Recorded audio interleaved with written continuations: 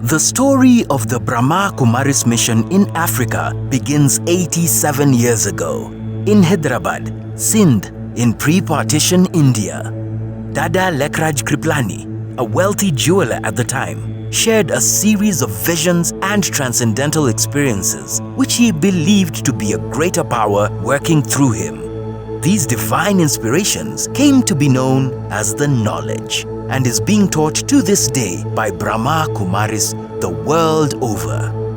But the mission's roots in Africa can be traced back to a chance encounter in 1973 in Bombay. Sister Vedanti, who had dedicated her life to the movement at the tender age of 20, was working at the Brahma Kumaris Center. There, she met Ramkaka.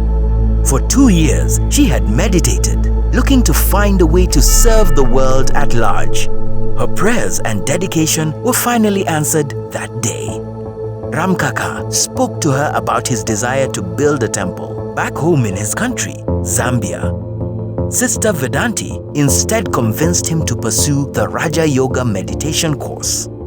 3 days later, and Ramkaka was a changed man. He declared his intentions to the senior Brahma Kumaris to build a Raja Yoga meditation center in Lusaka. And on 2nd October 1974, with the blessings of their seniors, Sisters Vedanti and Shilu sat on an aeroplane for the first time in their lives and set off for Lusaka. Thus, the first chapter of the Brahma Kumaris World Spiritual University in Africa was written. Subsequently, centers for meditation and spiritual learning were set up in 16 countries across the continent, helping individuals transform their perspective of the world from the material to the spiritual, underpinned by the belief that our collective conscience impacts our outer world. And as an individual awakens a higher consciousness within and restores peace and dignity, it has the power to transform families, societies, and nations.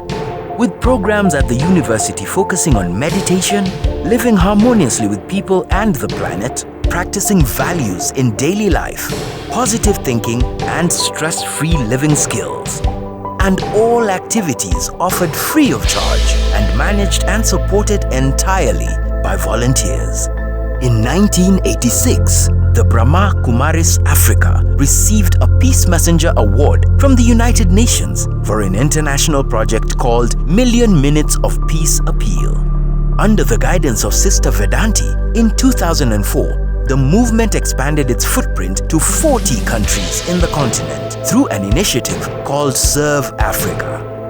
In response to the political crisis in Kenya, Pause for Peace was launched in 2007, a project that galvanized over 1,000 youth leaders in Nairobi and helped young people engage with each other peacefully. Today, the university is the largest spiritual organization in the world led by women, with presence in 48 countries and 80 centers across the continent of Africa, catering to people regardless of their faith, gender, age, race, vocation, or nationality. The 2nd of October 2023 marks the 50th year of the Brahma Kumaris service in Africa.